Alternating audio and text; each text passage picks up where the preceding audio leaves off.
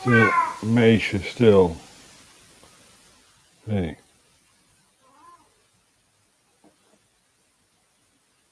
Zo openbaar zetten. En dan natuurlijk ook een intro, hè. Ja, hier komt ie. Throughout history, there have been enormous entities, whether they're armies or governments, that have wreaked havoc. And if you don't think that can happen right now, you're crazy. It's always happening. And we always have to fight against it.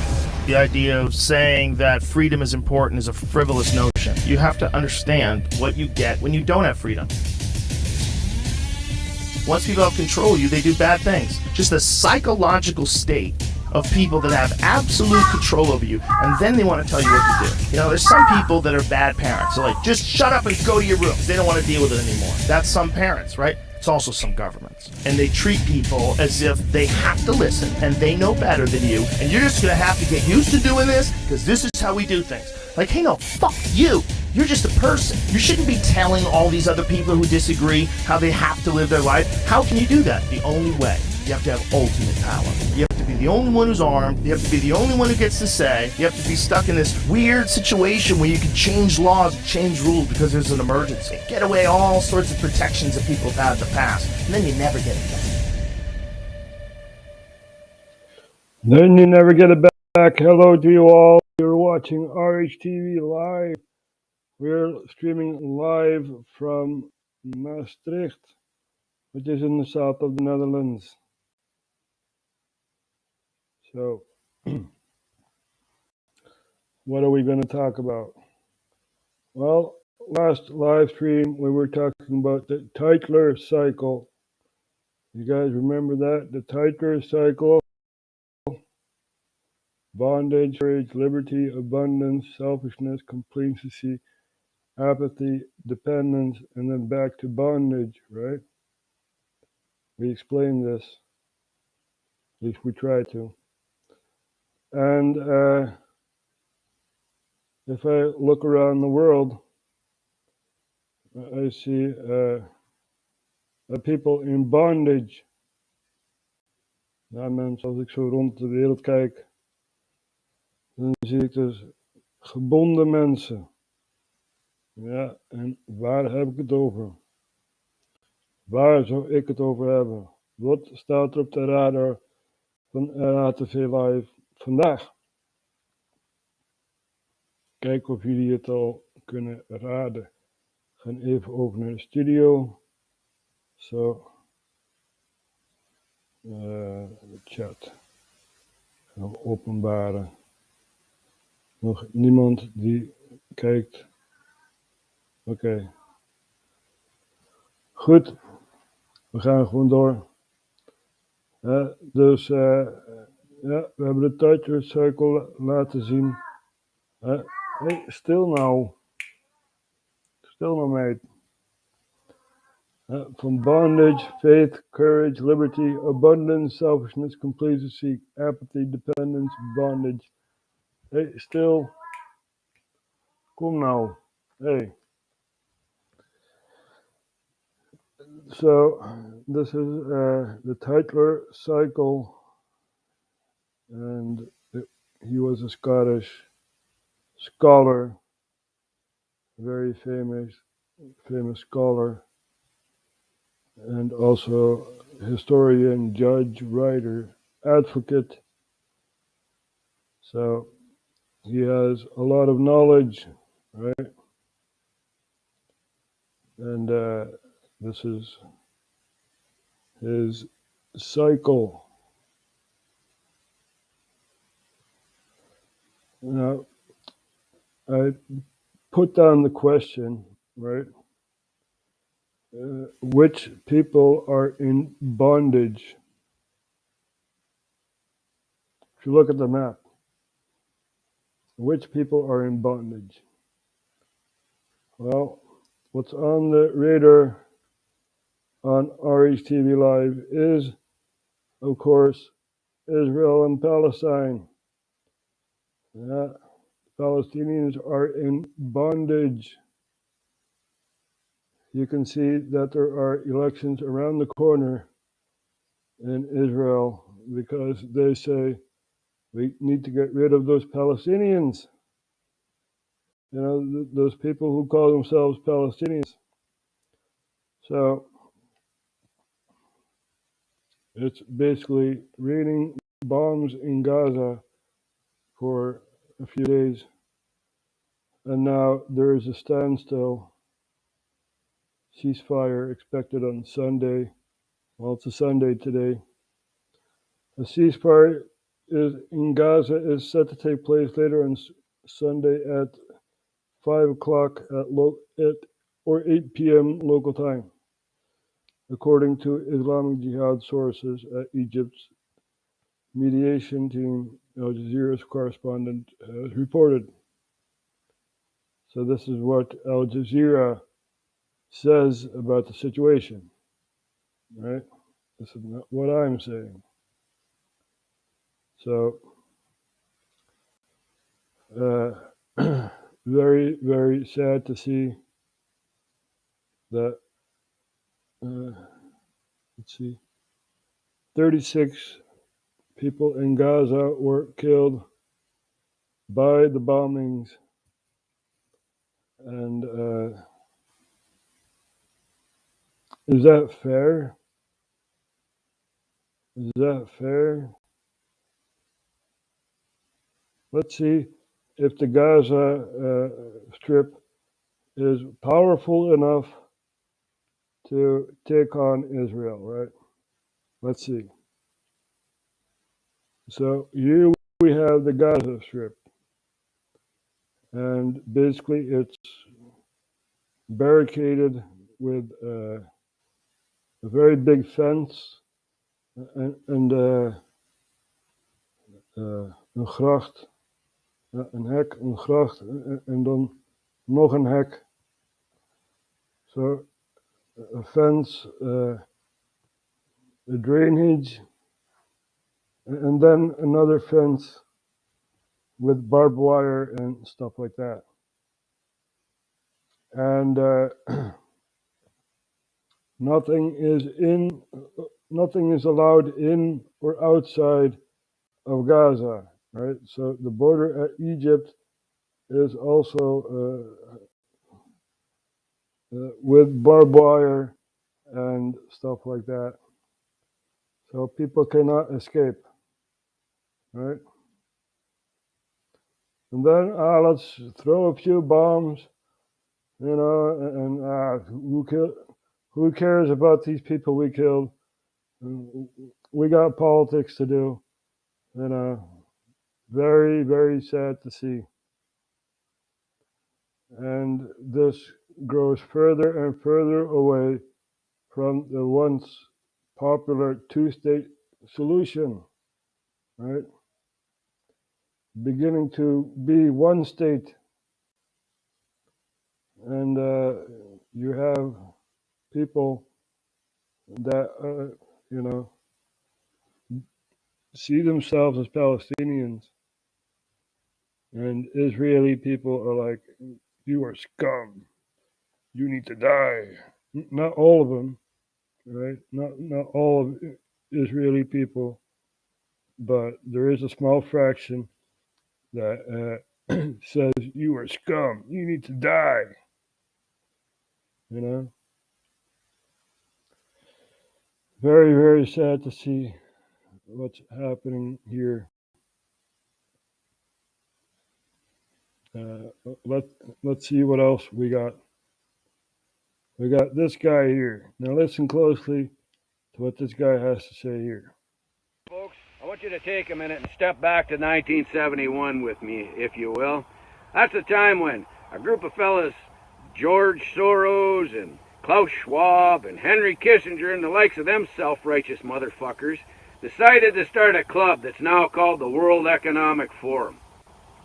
Right from the get-go, their agenda has been depopulation, globalization, a one-world government, and a one-world currency. The world controlled by the elite, living in their utopian world while they have a select few that work as servants below them. Well, here we are 51 years later, And now we've got Klaus Schwab, the leader of the World Economic Forum, standing up telling people that he's penetrated over 50% of Canadian cabinet.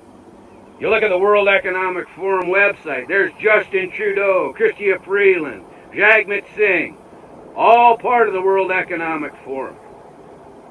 How in the fuck, when they are sworn to uphold the mandate of the World Economic Forum and push forth its objective, first and foremost, in every venture that they undertake in their life, how can they be running Canada for the Canadian people? How can they be working to strengthen our economy, to rely on our natural resource base, to make us an independent nation? How can those things be happening when they're working for the World Economic Forum, who is destined or set out to fucking destroy us, to kill us off? We've got a huge conflict of interest. What we have is treason happening. Justin Trudeau has signed the Canadian people on as part of a pilot program with the World Economic Forum and their digital ID system. So now it's in place in a couple of fucking airports in Canada already. How in the fuck did the World Economic Forum get all the fucking information on the Canadian people to make that pilot program feasible, workable? Our fucking information was either given or sold by our fucking political leaders to an outside entity. Look it up. Treason, people. Fucking treason. It's time that fucking changes were made. Tars and feathers and a fucking railway tie. I'll be the first one up front holding that fucking tie on my shoulder as long as I got them cocksuckers up behind me. We want our fucking country back. We don't want fucking criminals running our fucking country. We want good, honest fucking people who have calluses on their hands, who understand hard work, who understand what it's like to fucking raise a family, who now have to fucking decide whether they put groceries on the table or gas in their fucking tanks, thanks to the likes of you motherfuckers and your agenda. The time has come, people. Draw your fucking line in the sand with your heel and don't let them fucking cross it. I love each and every one of you. And God save Canada and the U.S. And also the rest of the world. We're doing our best as Dutch people, right? But we're still off course, you know. There is a problem manifesting within society, and it's called government, right? I do not want to be governed by an entity on which I do not participate with or have no chance to participate with, you know? So we have another clip right here, and here you have him, Blofeld himself, right? This is Klaus Schwab. I want to take over the world.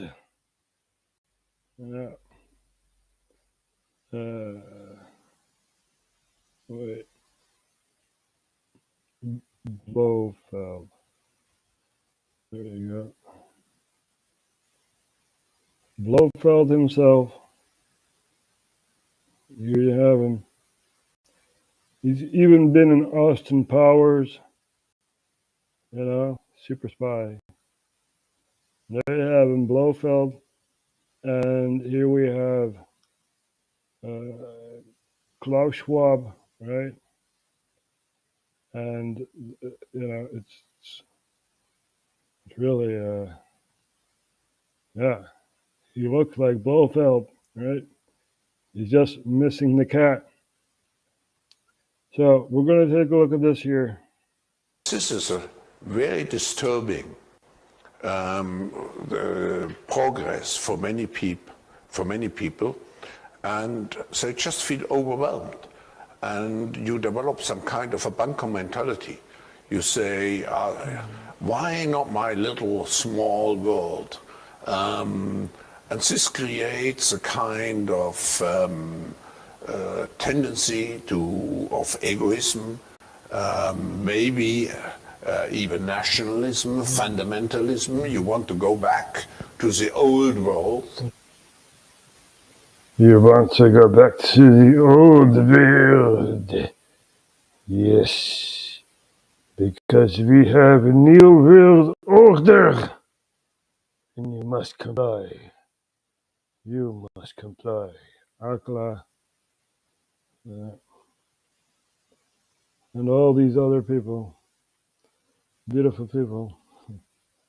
Oh, beautiful people. So, let's take a look at what's happening in Suriname. Right? We'll put that on the map for people who don't know where that is. Suriname. In South America, Guyana, French Guiana, and Suriname. The capital city is Paramaribo. So let's see what's happening in Suriname. En die dingen moet je aan verbeteren. Je bent niet daar gegaan om minister van Justitie te zijn. No, wait a minute. The audio.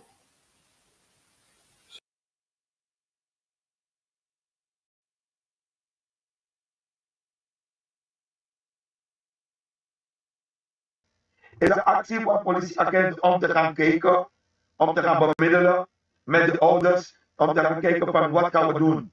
Met die burgervader te gaan praten, om te kijken of er drugssporen er zijn. Want normale mensen reageren niet zo. Normale mensen gaan niet zo tekeer. Een normale politieagent gaat niet zo tekeer. Dan denk ik dat deze jongens aan de drugs zitten. Of ze hebben een psychisch probleem. En tenzij ze ex-militairen zijn geweest die in het binnenland gevochten hebben, moeten ze bedanken. Want ze zijn niet meer goed voor de maatschappij. Zijn jongens met korte lontjes, die moet je bedanken. Omdat deze jongens vroeger vielen onder de leiding toch POG, politie-ondersteuningsgroep, die door Penitjan in leven was geroepen. En als deze jongens kwamen, maakte het niet uit of je een mier had doodgetrapt, werd je beschoten. Nee, fout. En ik daag de minister van Justitie uit om te zeggen dat hij hier aan geen schuld heeft. Waarom heeft hij protocollen gemaakt om politieagenten om de 14 dagen urine binnen te laten brengen en door een onafhankelijke arts te laten onderzoeken op drugssporen? Want alleen maar mensen die drugs gebruiken, die reageren zo. Ja? Een normaal mens niet. Ja? Dus, dit is wat ik even daarover kwijt wil hebben. Maar dan wil ik even doorgaan naar meneer Rusland. Ja? Meneer Rusland, die zegt dat hij zijn functie heeft neergelegd. Ja? Ik ben fractieleider van de NPS in het parlement, DNA-lid. Maar hoe voelde hij? En ik ben ook tegelijkertijd staatsadviseur. Maar vanuit die positie van staatsadviseur had ik me voorgenomen om te kunnen werken aan een aantal issues die deze samenleving bezighouden. Had ik me voorgenomen om op die manier een bijdrage te leveren tot het verlichten van die problemen voor Aladi, Sadisma Abi. Rusland is maar blijft een grote summer. Voor jezelf want je kan niet moet je wel continu even.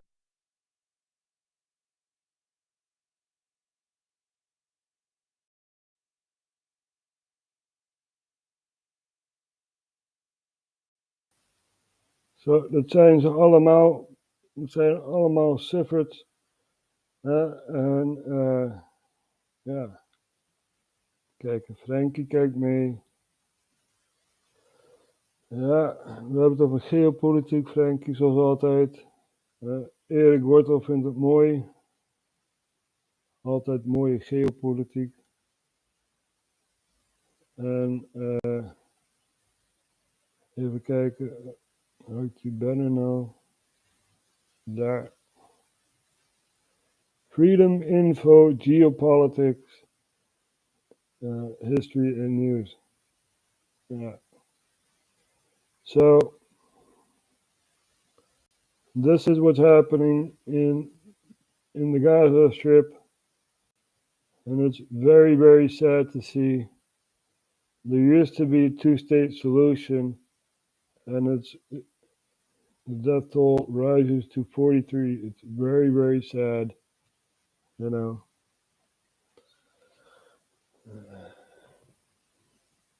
This is how you dominate a people, right? And if we go back to the Tytler cycle, as I've shown before, we are right here, dependence and bondage. We need to have faith to find courage and fight for liberty. This is what we need, right? But we are on this side of the circle, and yeah, it's very sad to see that the Palestinians are, you know, yeah, subjected to all this violence. Leave these people alone. These people are not terrorists. You know, the elections are around the corner in Israel, and what Israel does is, you know, just bomb some Palestinians. Who cares about these people? Who cares? You know, that's the mentality. I never knew these people from Gaza, but I feel for them. I feel for them. They live between the rubble, right? And basically they have sticks and stones to use, and many sophisticated, highly sophisticated bombs are dropped on Gaza. It's very, very shocking and sad to see. Now, we're not going to look the other way, right? So, and as I've said before, there was a two-state solution, but it's evaporating. Leave these Palestinians alone, you know? Why not have a country within a country, right? You have Lesotho. Anyone knows Lesotho? It's in South Africa. Lesotho. There you go. It's within South Africa. It's a country within a country. Now, if that's possible in a country where bigotry and stuff like that was, you know, the talk of the town, basically, if that's possible within South Africa, why isn't it possible in the Middle East? Why fuel the hate towards each other? We need peace. You know, we need peace. Israel should be ashamed of themselves. Is this the only way you can you know, put yourself on the political list? Let's kill a few Palestinians. Who cares about these people, huh? Very, very sad to see. And the West Bank, which also used to be Palestine, is shrinking day by day. Many people are put on the street, their houses destroyed or taken in. Imagine this, right? You live in your house for 30 or 40 years, and then some soldier comes towards your house at gunpoint and says you need to leave. You know, this is what the Palestinians are facing each day. And remember that Palestinian American journalist? What was her name? I forgot. We can look it up.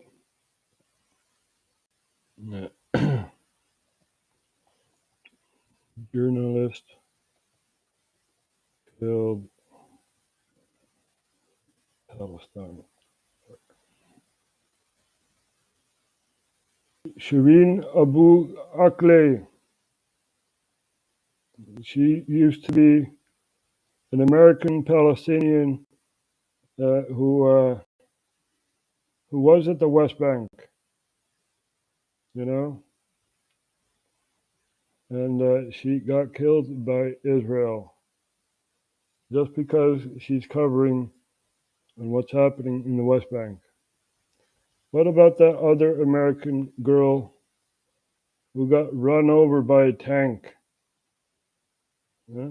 Because she was defending the Palestinians. I forgot her name, but still somewhere dark in the corners of RHTVLive, we still think about it. American run over by, it was bulldozer. Rachel Corrie, right? So she got killed by a bulldozer. We will not forget this. We will not stay silent about this. Right? This is serious stuff. This is an American girl, beautiful American woman, 1979. She'd be about my age. I'm 42. And yeah, she got bulldozed together with the house. And very, very sad. So a moment of silence for the Palestinians. And then we can shout, we can say, no more, no more, no more. No more war, we want peace. No more war, we want peace. You know, please, please just get along with each other. You know, it's very, very sad to see the state of the world. And there are tensions in Turkey and in Greece, right?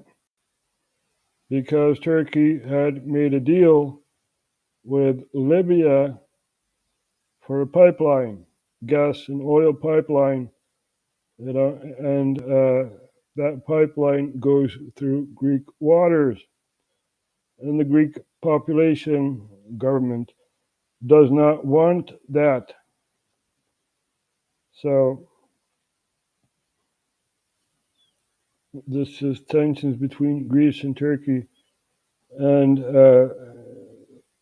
the energy export that was supplied to Greece came from, you might guess it, which country?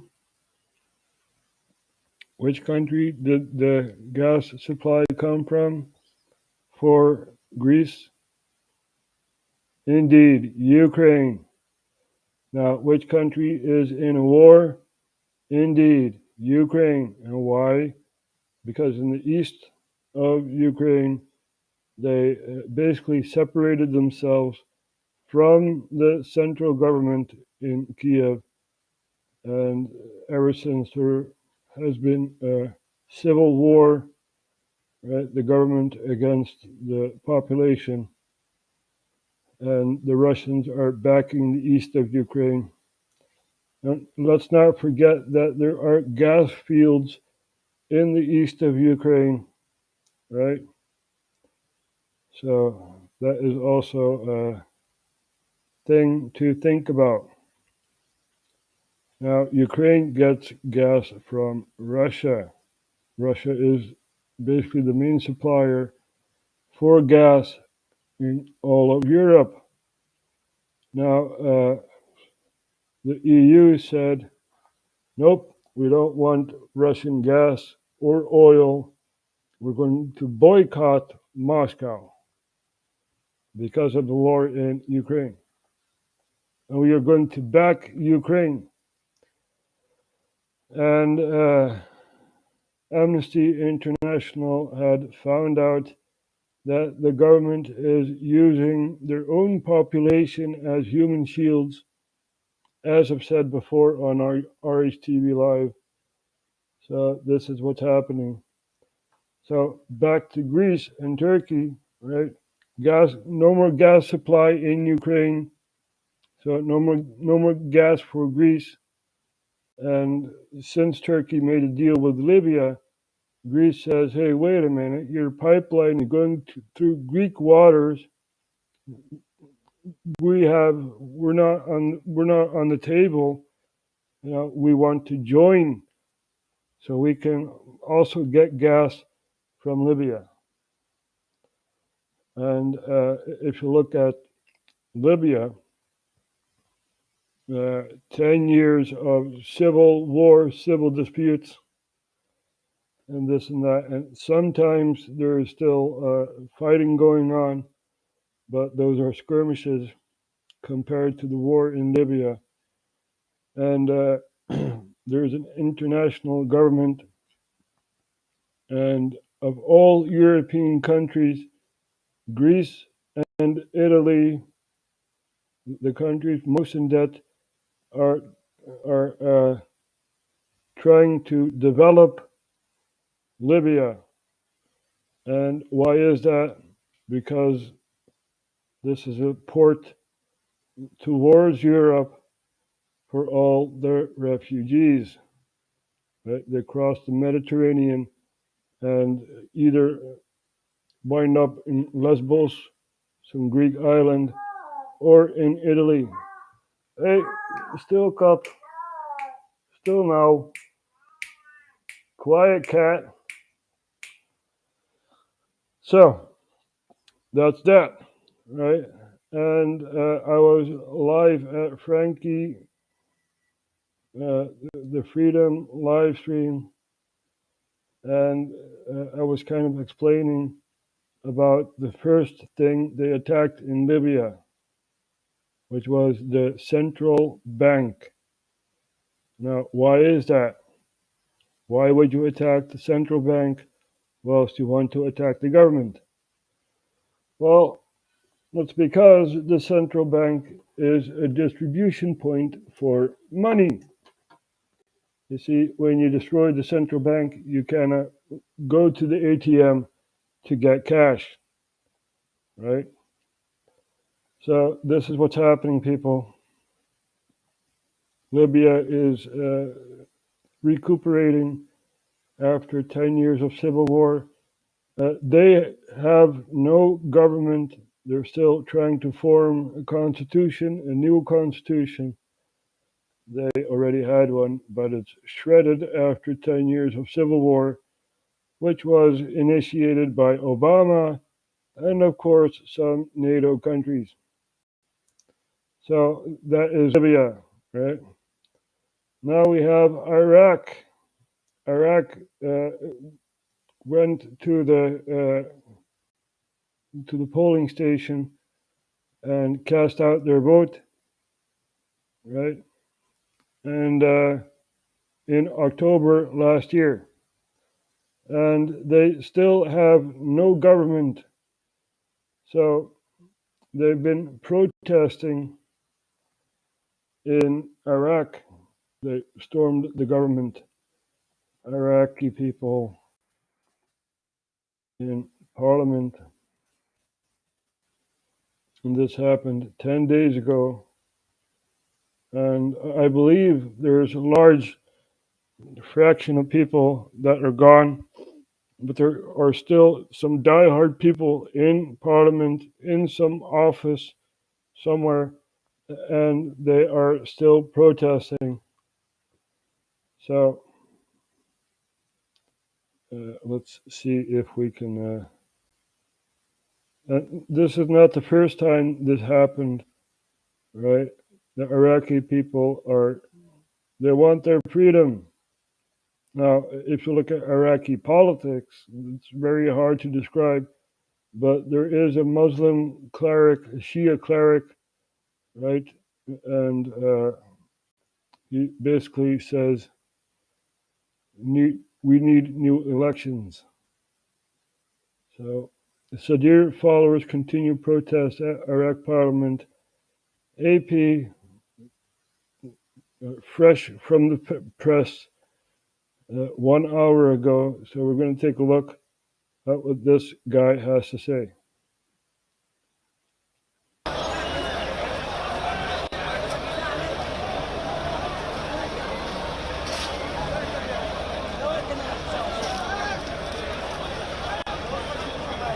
فنطالب من جميع أطياف الشعب العراقي التوجه إلى قبة البرلمان، لأن هاي مظاهرات عامة ما مخصوصة بأي تيار.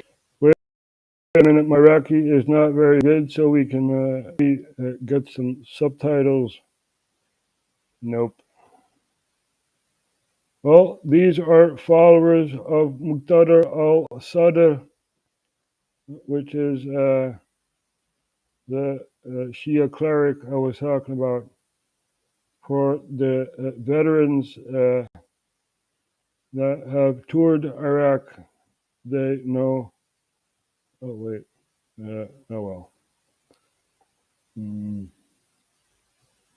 Al-Sadr. Muqtada al-Sadr, right? Shia cleric. So he's basically an Iranian living in Iraq, and he fought the American army that was, liberating Iraq, even though Iraq was not liberated, and they attacked based on a lie, right? They even wanted to make a UN plane, have a plane, spray painted in UN colors, and fly it over Baghdad, and it will be shot down. That was the genius idea of Mr. Bush and Mr. Blair, and that would be a pretext to war in Iraq, right? So they had many options on table. Are we going to choose the weapons of mass destruction, or are we going to choose the plane that's going to be destroyed, and maybe even the pilot and co-pilot and whatever? Are we going to do that, or are we going to do that? So they chose for the weapons of mass destruction, which was based on a lie. So, and let's not forget Julian Assange, who basically showed a video clip on WikiLeaks. We will not forget that. And that was done by a U.S. military guy who's now a girl. Really, I'm not making this up, all right? What's his name? I'm very bad at names, though. Might be the age, I don't know. Help me out, guys. Let's see if you guys know.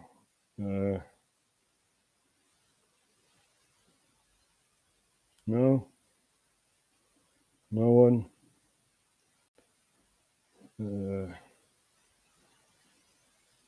He went to Gitmo. What's his name? Oh well. Might pop in my head. I forgot his name. American in Guantanamo. There. Began with a B, right? Brandon or Brenda or something along those lines. And he was a military guy that, gave the info to Julian Assange, and he is still in prison in England, waiting to be detained in America. So, what was his name? Brandon. Brandon, Brenda. I don't know. Oh well. What about that Otto guy? Right? Otto? Yeah, Otto. Oh well. I forgot his last name. Otto. North Korea. Right? Warmbier. There you go. Now this guy, he went on a vacation to one of the most mysterious countries in the world, which I would not go to, but still. He went to North Korea, and he was in a hotel. Now let's put on the map where North Korea is, the Korean Peninsula. Here you have North Korea and South Korea. Basically, they're still at war. North Korea is hostile to China, to Japan, to South Korea, and other surrounding countries. Even though Kim Jong-un went to Russia a while ago. So Otto Warmbier went to North Korea and he stole a poster. Oh my God, he stole a poster. Oh my God. Oh my God, you steal a poster. Oh my God. And he was basically released, and that had to do with the visitation of Donald Trump, who went to North Korea and negotiated the deal to let him go. And we're going to take a look at this.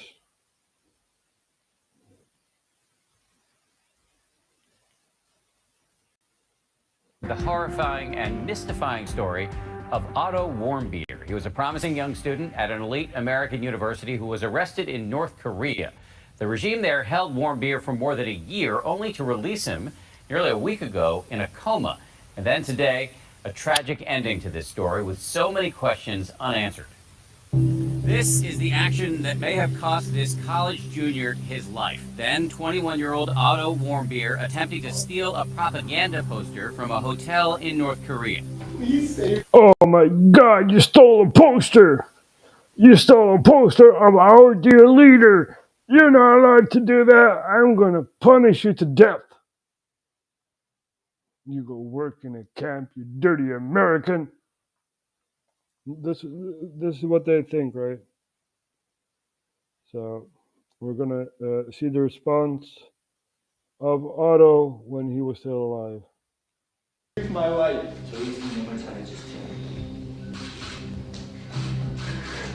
Please think of my family. What followed was a tearful confession and a sentence to 15 years of hard labor.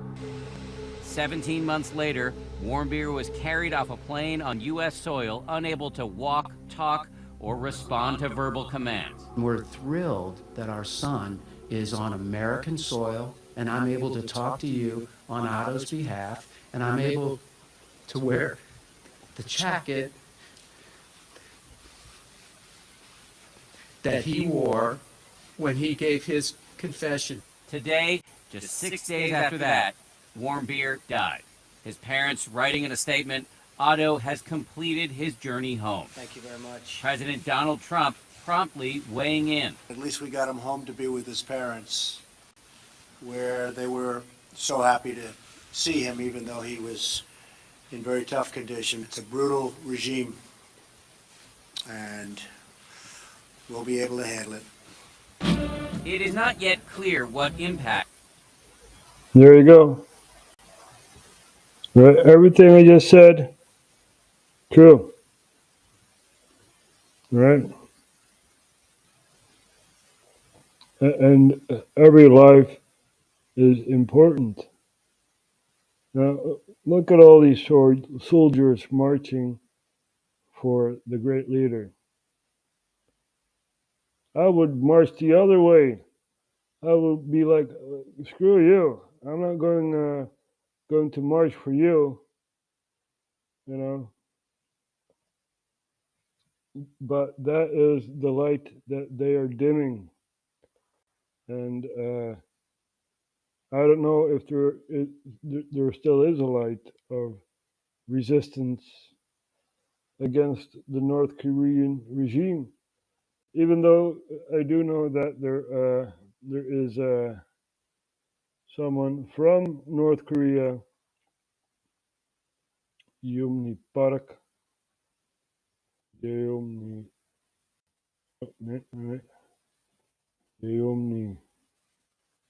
Park, there you go. She calls herself the voice of North Korea, and let's see her latest video, which is 3 months ago. I hope she's okay. So we're going to take a look at what's happening in North Korea. Isn't supposedly that Kim Jong-un is the leader of North Korea right now? Why is Kim Yo-jong dealing with all the foreign delegations and all these like national security important things that under Kim Yo-jong's order?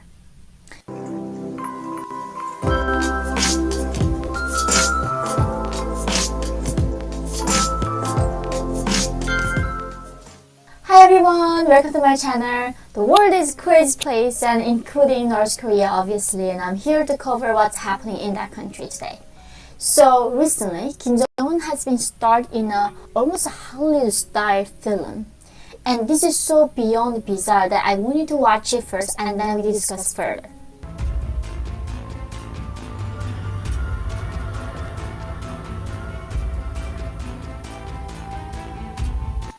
Look at this weirdo, man, wearing glasses and having the soldiers walk with him with a leather jacket.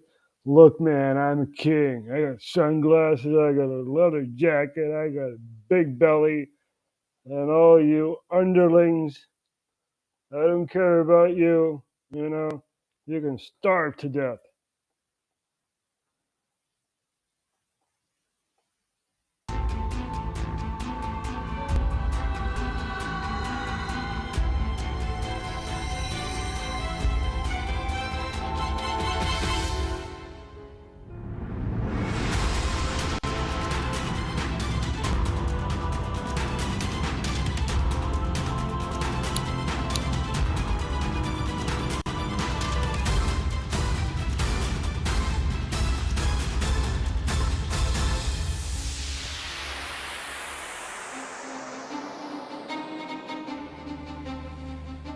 정보가 울렸습니다.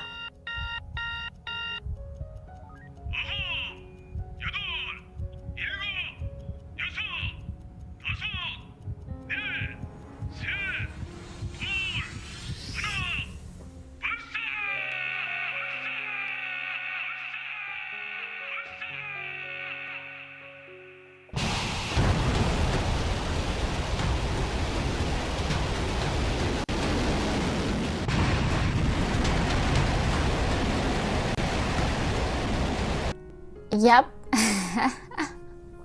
I'm at this point. So this is the state of North Korea, right? If you live inside Pyongyang, you have, which is the capital of North Korea, you have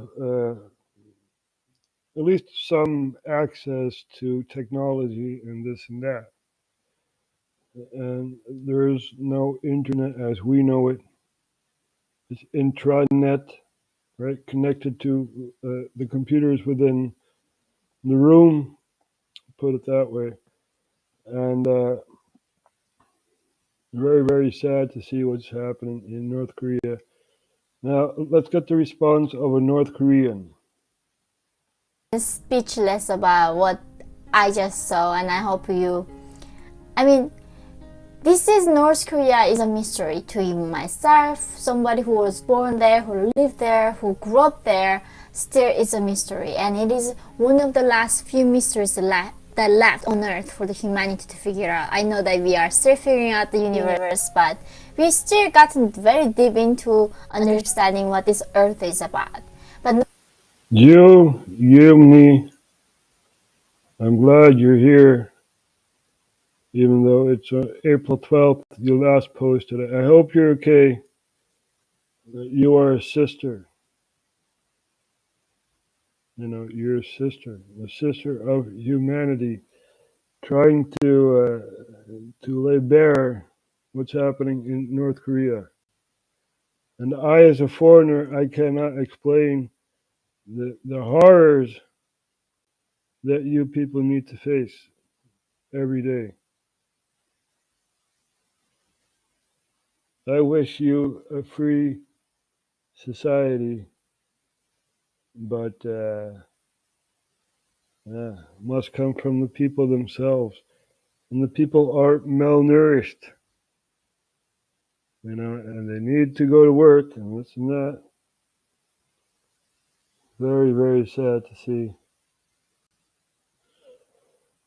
But this is the state of the world that we live in, right? We think of the North Koreans. We think of the Palestinians. We think of the people in Myanmar, where the government is using jet fighters on the people in the south of Myanmar, right, at the border of Thailand, south. And, you know, it's amazing. Really is amazing. I cannot put this in words. I'm trying my best to put this in words, right? And to give you, you know, an insight on what's happening. So, if we look at Iran, for example, right, what happened in Iran? Well, you had a coup d'etat, right? Mossadegh. Mossadegh. There you go.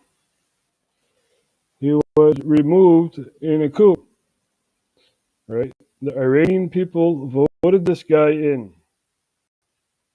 They had the confidence in this and that. You know, okay, he's the new prime minister. And the Americans did not want that, you know. So they manufactured a coup d'etat called Operation Ajax. Operation Ajax. There you go. It was orchestrated by the United States under the name TP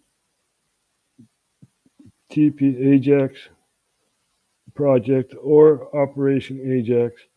And the United Kingdom, they also cooperated, and under the name Operation Boot.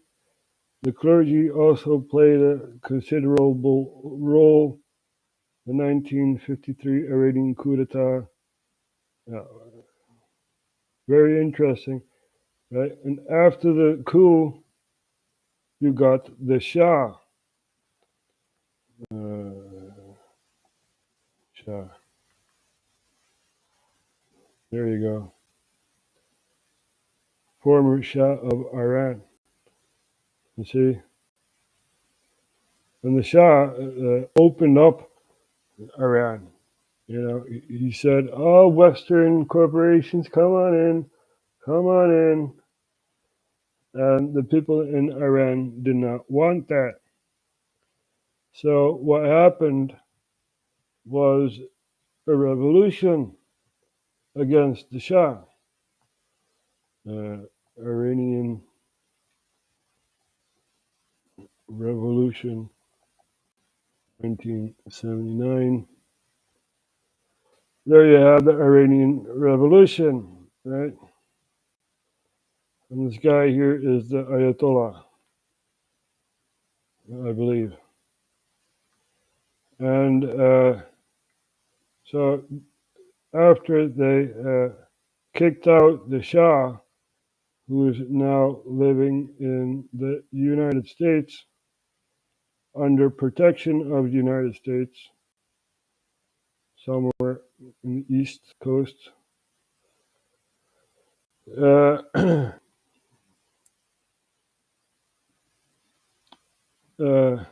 They installed the Ayatollah, right? Now the Ayatollah, they are people who have a connection with God, they say, right?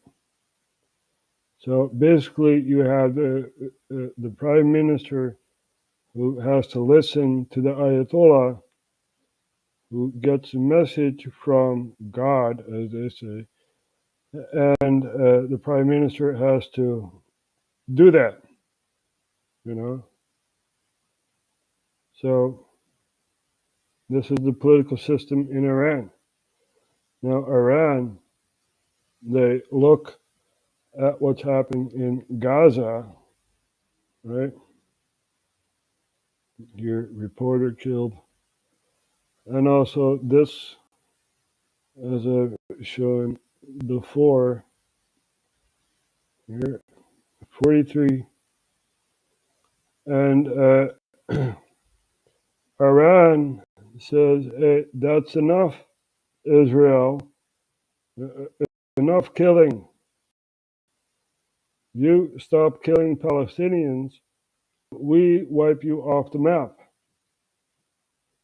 This is not me thinking, you know, I want war. No. This is Iran warning Israel. Right? And Iran has a key role in the Syrian-Lebanon war, right? Which I talked about a few episodes ago. Very complex situation that has to deal with the Palestinians and Israel. So, as I've said before, houses are being destroyed and people are homeless on the streets, or houses are being taken over. Remember that flash grenade? An IDF soldier threw in a grenade and it killed a 3-year-old kid in the West Bank. Right? This is daily life for the Palestinians, or people who recognize themselves as Palestinians. You know?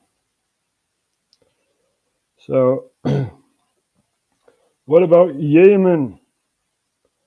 Well, Yemen is the poorest country within the Middle East. It's even poorer than the West Bank, basically. And they are in war. Now, the primary people in Yemen are the Houthis, right? The Houthis. And they now control Sana'a. And there are many other factions, right? You have the Islamic State, and other fractions. So, but the Houthis are present in Sana'a, and they had no say anymore within the political sphere. So they said, hey, wait a minute, we're being ignored. We got a lot of weapons here, you know? So, and they took over the parliament and government. And the government had fled towards Saudi Arabia, right? Now in Riyadh, they say, hey, we're going to support you guys. Yeah. So Trump, like him or hate him, gave a lot of weapons to Saudi Arabia, and they had spent most of the weapons in the war in Yemen, right? Trying to overthrow the rebels in Sana'a, the Houthis, right? And other rebels within the country. So this is what's happening in Yemen. And basically, there was a religious leader, and he held all the religious fractions together, you know, and he was worshipped by the Yemeni people. I forgot his name. You see, I'm bad at names, but this really happened. And he got killed by a drone attack, which basically, since he was the glue of all these religious fractions, he got killed, and all these religious fractions were fighting each other because the glue or the cement is gone, you know. And this is how the Yemen civil war started. And the Houthis now control Sana'a. As I've said before, very, very sad to see. There is a ceasefire that's going on in Yemen, as there is a ceasefire in Ukraine. I don't know how long that ceasefire will sustain itself, but there is a ceasefire. And to put it in perspective, right, if you look at the Ukrainian battlefield, Russia occupied Kharkiv and most of the east of Ukraine, and also the whole coastline from Mariupol to Odessa, right? So, and now there is a ceasefire, and Russia has said, okay, you need to export grain, Ukraine, so we're going to let you export grain from Odessa. So this is what's happening. And now Egypt is, and Turkey and other surrounding countries are supplied with Ukrainian grain. So that war in Ukraine is slowly dying out. And if you look at the Russian perspective, they see this as an intervention. You see, as I've said before, the east of Ukraine wanted to separate from the central government in Kiev, right? And they asked Russian help, and the Russians went inside Ukraine. So very complex situation there. Now, I've also explained Turkey and Greece and Libya, Egypt. The end of this month, there is a climate summit in Egypt, and the dictator there, Sisi, is talking to the population, or a small fraction of the population that actually supports him. And he's putting on the smiley face whilst there are journalists of Al Jazeera who are from Qatar, right? Here you have Qatar. Gotta zoom in. They're Qatar, right? And they're held captive in Egypt for telling disinformation according to the Egyptian government, which is a dictatorship. And the Egyptian people are afraid to speak out. But we hear you, Egypt, we hear you. And we speak out for you. Now, if you look at the African continent, you see a lot of countries and a lot of stories going on here. The thing to look at is Burkina Faso and Nigeria, and also the Democratic Republic of the Congo. I explained that. And those are the countries to look at. And also South Africa, which is protesting. Now, don't ask me what they're protesting against or about, but they are protesting, which is a good sign, because we remember Zuma singing, "We must kill the farm," or the farmer. Zuma, kill the boer. Jacob Zuma singing, "Kill the boer." So we remember Jacob Zuma and his thugs that took over a lot of farms, killed people, raped people, and stuff like that. Now, the last thing I know of South Africa is that there is a very big commission trying to find out the truth of corruption and all the farmer scandals. And last I heard, the investigation is on halt. It's on pause, right? So you have a very big corruption investigation on Jacob Zuma, the former president, who's singing, "Kill the boer, kill the farmer."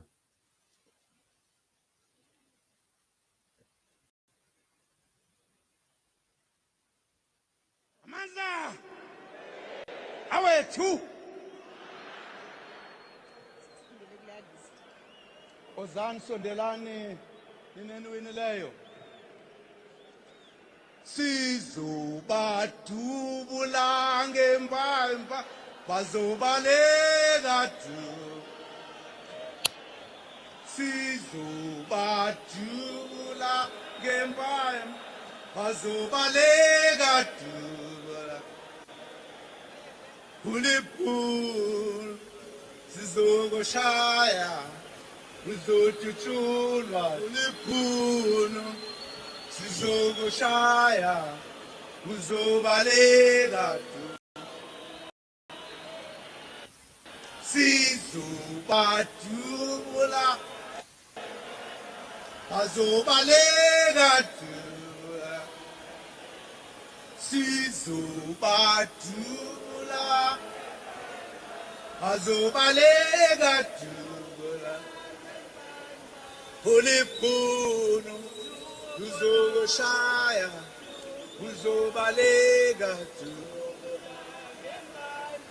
uliphuno sizokushaya kuzobaleka tu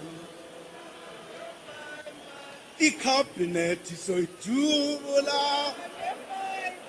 kuzobaleka jubula ikhabhinethi soyijubula kuzobaleka jubula.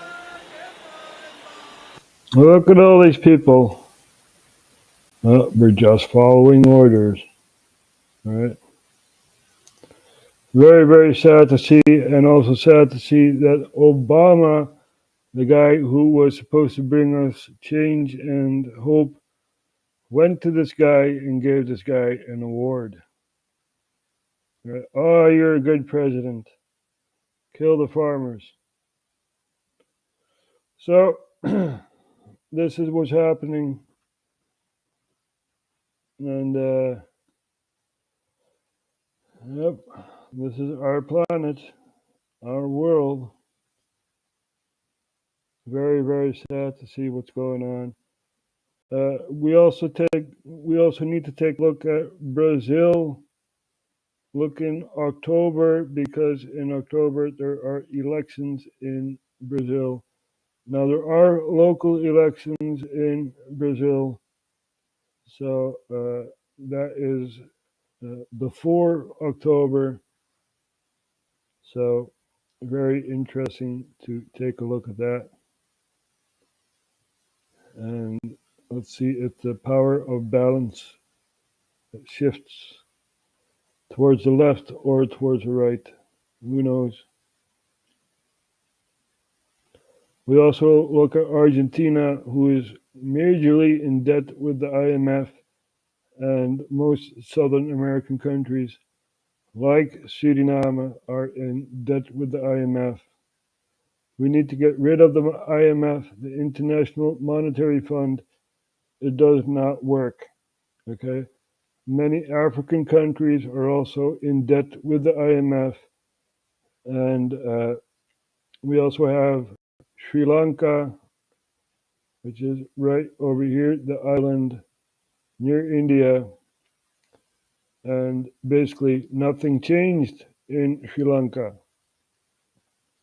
So the president left Sri Lanka, right? Gave the presidential power to the prime minister, and the prime minister appoints someone in his cabinet as new president, and he appoints someone from his cabinet as prime minister. So basically nothing has changed in Sri Lanka. This is because they don't know the power structure. If you don't know the power structure, you can't bring change.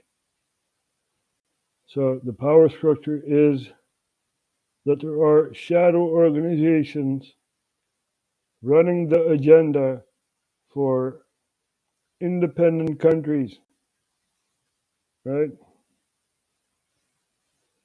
Dus dat gebeurt allemaal, mensen. Ik ben helemaal vergeten Nederlands te praten.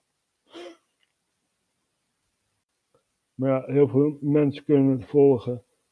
Ik heb het al eerder verteld. Egypte, daar moeten we naar gaan kijken. Eind deze maand is er een klimaatcongres in Egypte, in Cairo.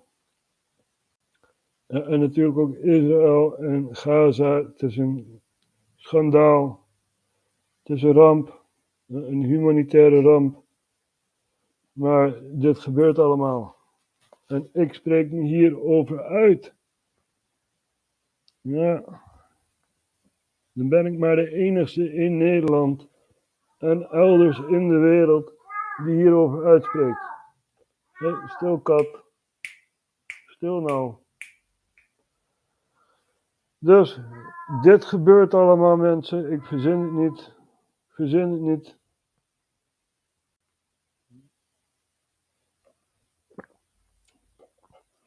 Ja.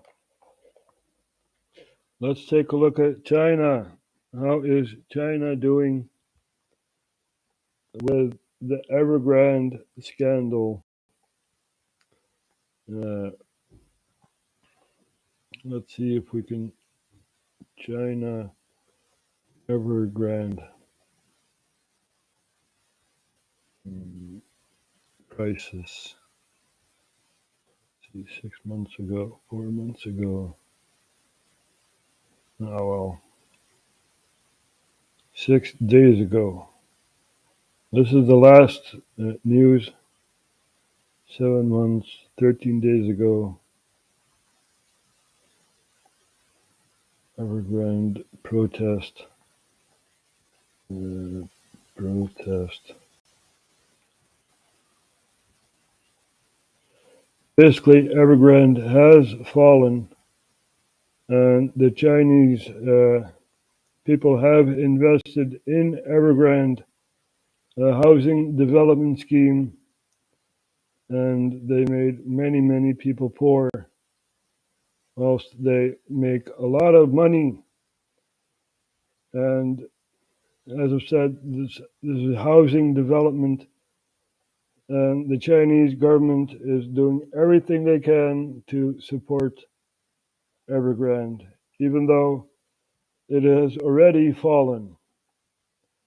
So this is 10 months ago at a protest at a headquarters of Evergrande in China. Right. Go back.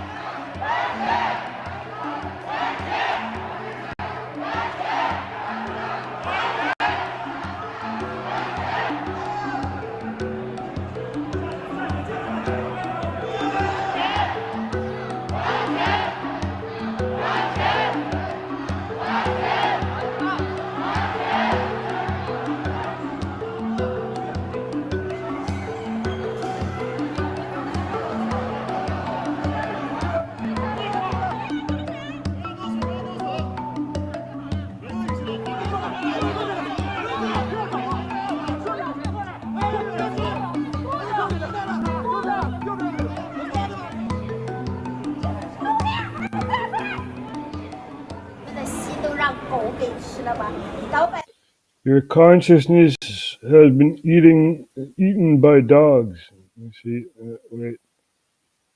There you go. Your consciousness has been eaten by dogs. Do you think it's easy for us ordinary people to earn money? Of course not. You are not part of the club. You are not part of the World Economic Forum or that other club. What's it called? CIC or something? Council. Oh, whatever, man. Council. CIC. Okay, see. There. Hey, still. No, not this. Council.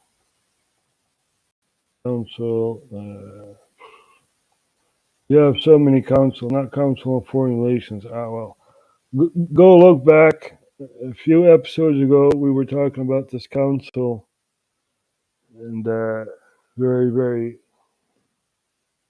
sad to see. So we're not talking about the Council of Foreign Relations, even though we are exposing them. So these are the shadow organizations that make the agenda.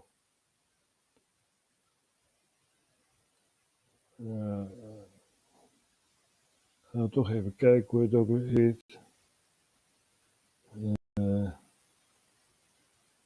We hebben het gepost, mensen. Alles wat we tegenkomen, dat posten we. Wat van belang is. Groot maatschappelijk belang. Dus even kijken. Even zoeken. We hebben alweer vandaag veel gepost. Kijken of we het kunnen vinden. The Council, bla, bla, inclusive capitalism, dat was het. Ja. Kijk, zie je, dan komt het toch in je hoofd. The Council for Inclusive Capitalism. We were searching for that. Council for Inclusive Capitalism. There you go. They're another shadow organization, you know, and we expose these people. We show the members, and I never heard of these people, so I have no idea who these people think they are, right? I never voted for you. Our members are stewards. Our stewards. Let's talk semi-intellectual. Our stewards. Have you ever heard of Sabin Aboitis? I never heard of that guy. Nope. Or Emmanuel Abuson, never heard of you. Akinwumi Adesina, I never heard of you, man. Clive Aldred, never heard of you. Wilmot Allen, never heard of you. Mukesh Ambini, never heard of you.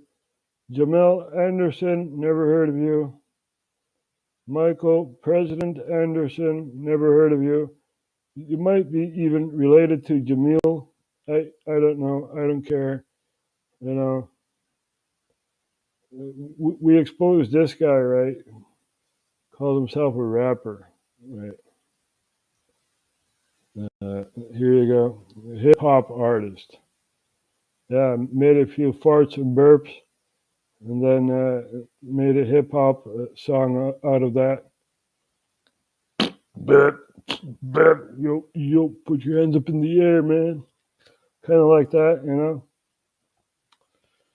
So you didn't do anything worthwhile for humanity,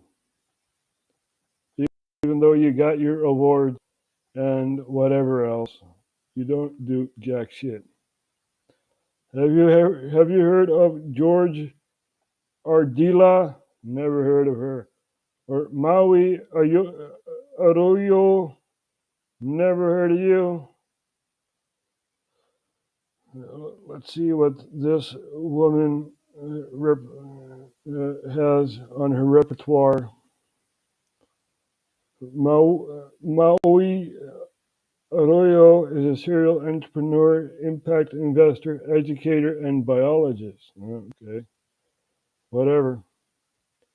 In 2018, she became the founder and principal of the Ignite Impact Fund, the first fund exclusively on eradicating income and access poverty in the Philippines.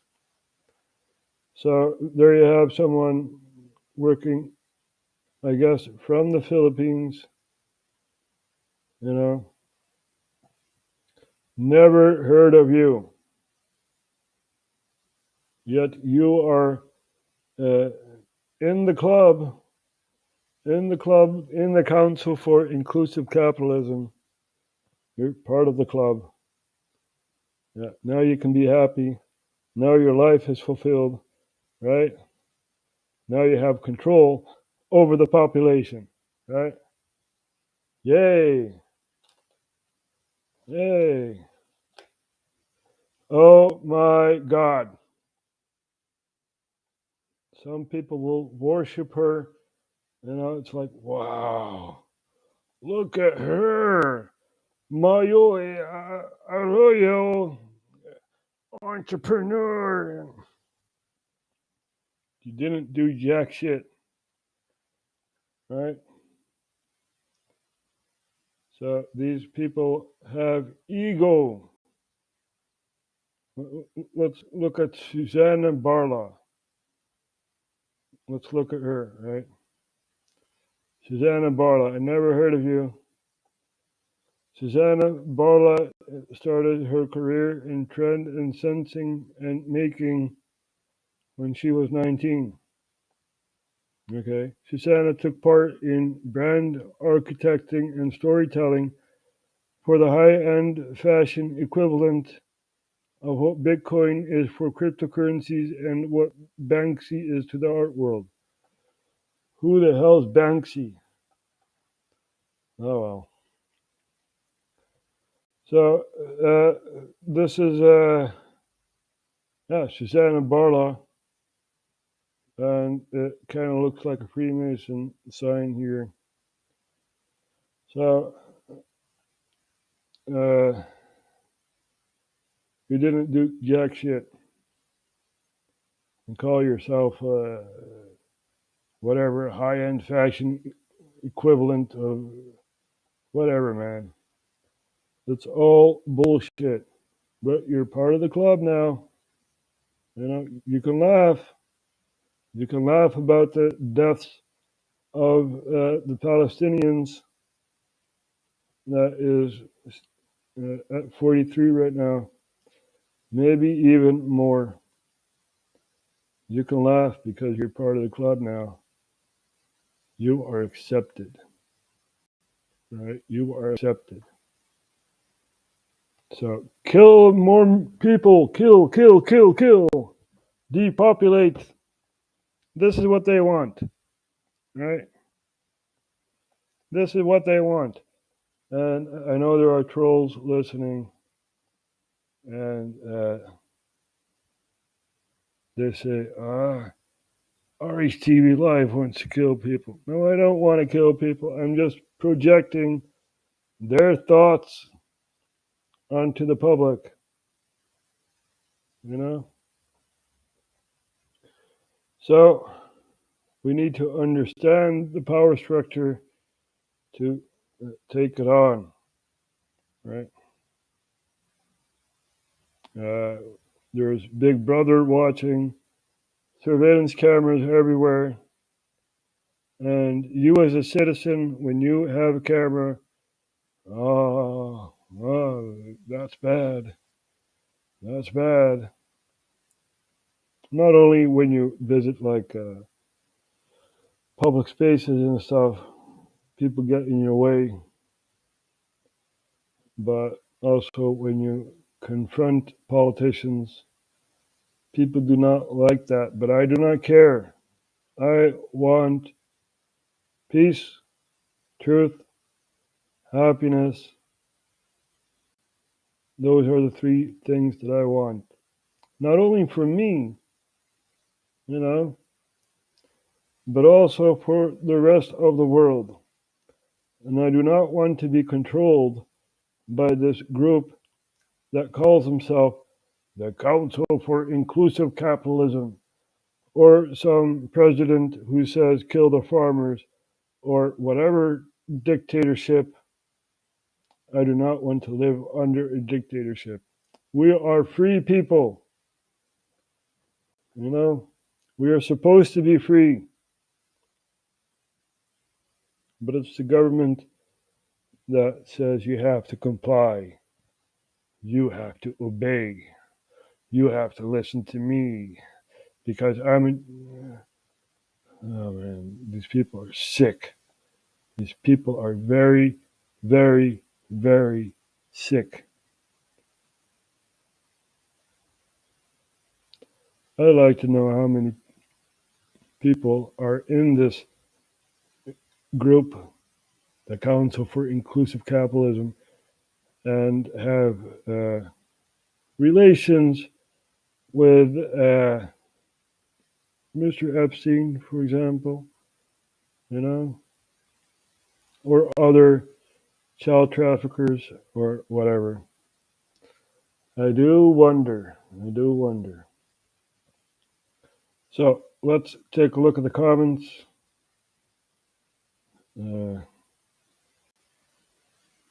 Let's see. Lead guitar man, nice to see you here.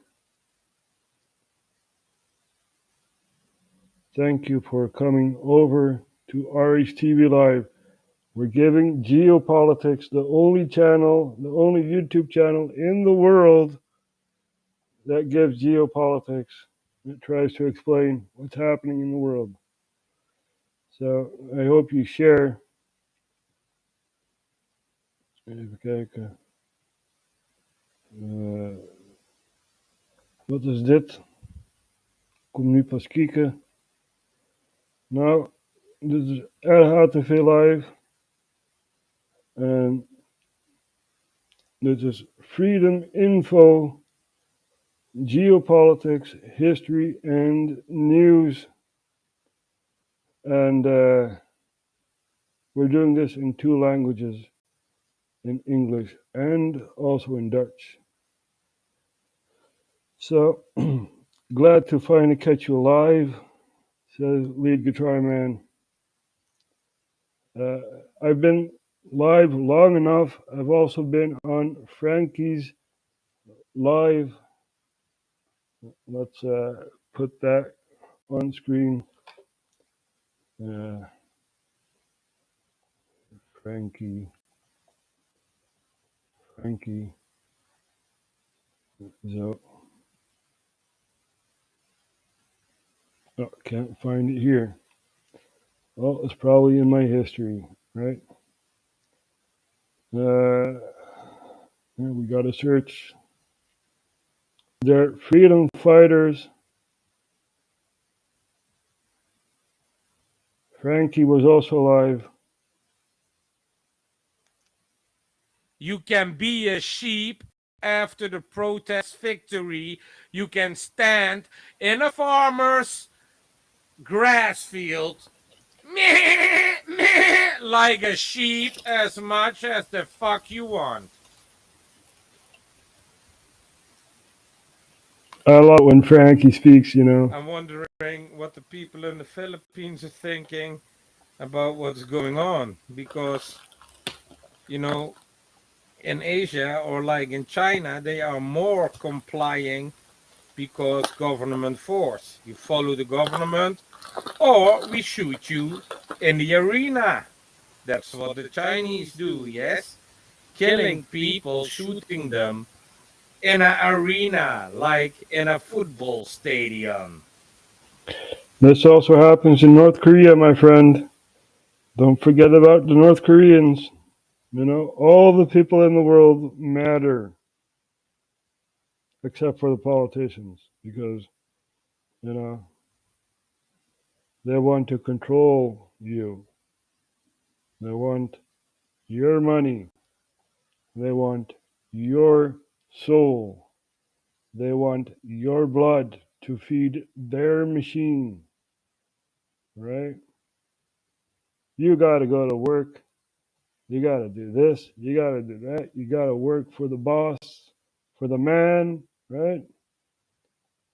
And get a lousy payment and try to survive, even though the big shots can do anything they want. So, and this here is a protest in Groningen, which is up north of our beautiful country, the Netherlands. Yes?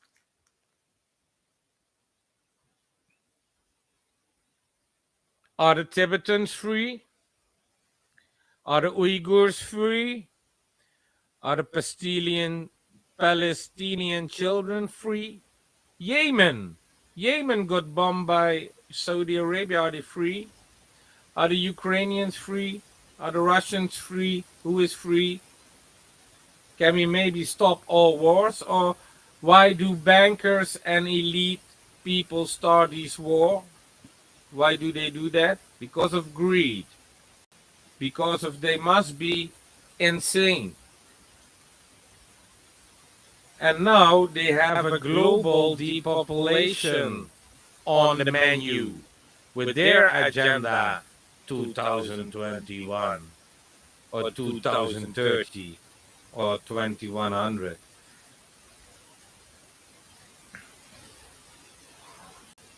So We are on the front lines, confronting politicians and talking about the news and the situations within countries. We're doing our best to free the country that we live in. Now, I always say, fight for the country you live in or die in a country you do not recognize anymore or do not know. So, patriots, we got a long way to go for freedom. And there are many, many trolls along the way and whatever else. But we have a goal. We have a destination to go to. And those are the stars. Explore other galaxies and stuff like that. But first, we need to come together as a humanity, right? I don't care whether you're left or right. This is not left or right. This is about power or no power. About a small group deciding for the rest of humanity which way humanity has to go to.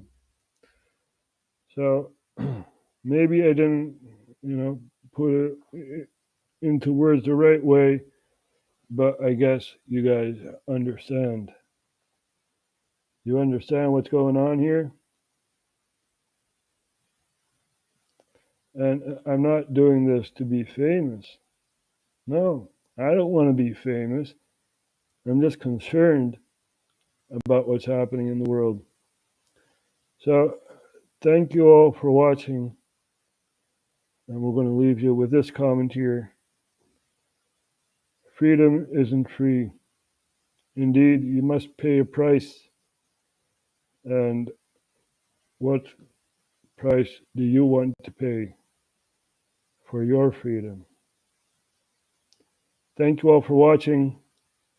We'll be back tomorrow. And what else can I say? I kind of forgot, lost track. I said too much. So goodbye. Doei doei. Fijne avond. En tot morgen weer.